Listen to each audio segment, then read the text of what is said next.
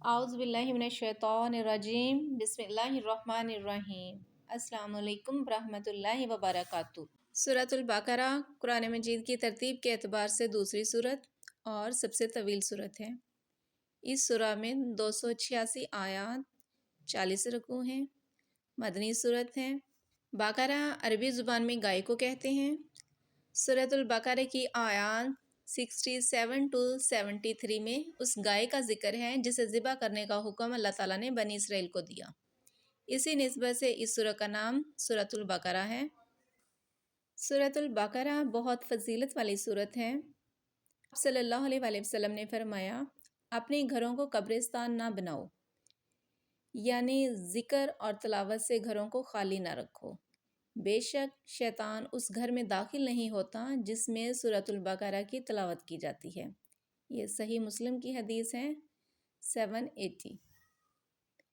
ایک اور حدیث ہے، آپ صلی اللہ علیہ وآلہ وسلم نے فرمایا، ہر چیز کی ایک چوٹی ہوتی ہے اور قرآن مجید کی چوٹی سورۃ البقرہ۔ سورۃ البقرہ قرآن مجید کی 7 طویل صورتوں میں سے سب سے بڑی صورت ہے۔ ان صورتوں کے متعلق آپ صلی اللہ علیہ وآلہ وسلم نے فرمایا، جس نے قرآن مجید کی 7 طویل صورتوں کے علم کو حاصل کر لیا وہ بہت بڑا عالم بن گیا۔ سورۃ البقرہ کی آخری 2 آیات کے بارے میں آپ صلی اللہ علیہ وآلہ وسلم نے فرمایا، جس شخص نے بھی سورۃ البقرہ کی آخری 2 آیات رات میں سونے سے پہلے پڑھ لی اس کے لیے کافی ہو جائیں گی۔ سورۃ البقرہ کی مضامین کی گہرائی اور وسعت کا اندازہ اس بات سے بھی لگایا جا سکتا ہے کہ حضرت عمر بن خطاب رضی اللہ تعالیٰ عنہ جیسے جلیل القدر صحابی کو اس سورت کو مکمل طور پر سیکھنے میں 12 سال لگے، جبکہ ان کے صاحبزادے حضرت عبداللہ بن عمر رضی اللہ تعالیٰ عنہ نے اس سورت کو 8 سال میں اس کے تمام مضامین کے ساتھ سیکھا۔ سورۃ البقرہ کی آیت 257 آیت الکرسی، اور آیت الکرسی کو تمام آیتوں کی سردار کہا جاتا ہے۔ سورۃ البقرہ کا مرکزی مضمون ہدایت ہے۔ سورۃ البقرہ کے بالکل شروع میں ان لوگوں کی صفات بیان کی گئی ہیں جو قرآن مجید سے ہدایت حاصل کرنے کی صلاحیت رکھتے ہیں۔ اس سورہ کے آغاز میں اسلام کے بنیادی عقائد یعنی توحید، رسالت اور آخرت کے بارے میں بیان ہے۔ سورۃ البقرہ کی شروع کی آیات میں انسان کو 3 گروہوں میں تقسیم کیا گیا ہے۔ سورۃ البقرہ کا آغاز اسلام کے بنیادی عقائد یعنی توحید، رسالت اور آخرت کے بیان سے ہوا ہے۔ اس سورہ میں انسان کی 3 اقسام بیان کی گئی ہیں، یعنی مومن، کافر اور منافق۔ اس سورہ کے شروع میں ہی حضرت آدم علیہ السلام کی پیدائش کا قصہ بھی بیان کیا گیا ہے تاکہ انسان کو بھی اپنی پیدائش کا مقصد معلوم ہو جائے۔ سورۃ البقرہ کا آغاز حروف مقطعات سے ہو رہا ہے۔ قطع کاٹنے کو کہتے ہیں، مقطع جسے کاٹا گیا۔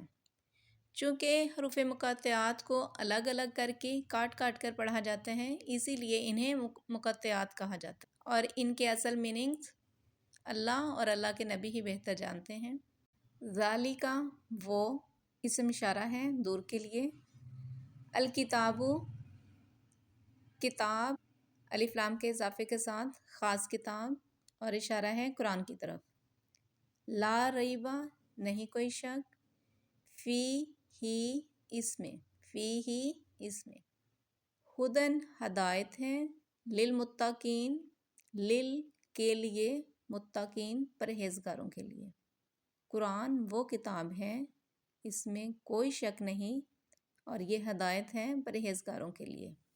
الذین وہ لوگ جو یؤمنون وہ ایمان لاتے ہیں، بالغیب غیب پر، اور یقیمون الصلاۃ یقیمون وہ قائم کرتے ہیں، الصلاۃ نماز، اور مما اس میں سے جو رزقناہم رزق رزق نا ہم نے ہم انہیں رزقناہم رزق ہم نے انہیں دیا، وَيُقِيمُونَ الصَّلَاةَ اور وہ نماز قائم کرتے ہیں، اور اس میں سے خرچ کرتے ہیں جو ہم نے انہیں دیا۔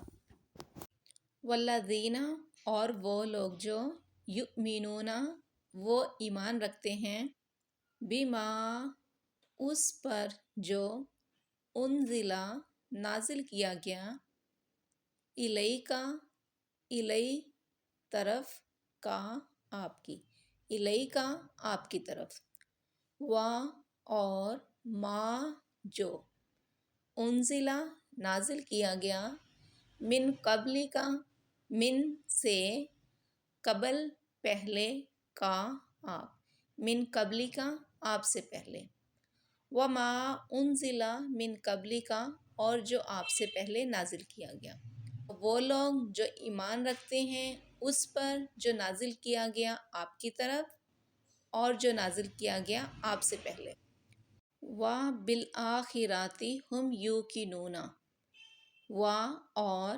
بالآخرات آخرت پر، ہم وہ سب، یوقنون وہ سب یقین رکھتے ہیں، اولئک وہی لوگ، علی پر، ہدن ہدایت، علی ہدن ہدایت پر ہیں، من ربہم اپنے رب کی طرف سے، من سے ربہم اپنے رب کی طرف سے، و اور اولئک وہی لوگ، ہم المفلحون ہم وہ سب، مفلحون فلاح پانے والے ہیں، کامیاب ہونے والے ہیں، ان الذین بے شک وہ لوگ جو کفرو کفر کیا، انا بے شک الذین جو لوگ کفرو کفر کیا، حق کا انکار کرنے والے، جمع ہے یہ، سواء برابر ہے، علیہم ان پر، علی پر، ہم ان، خا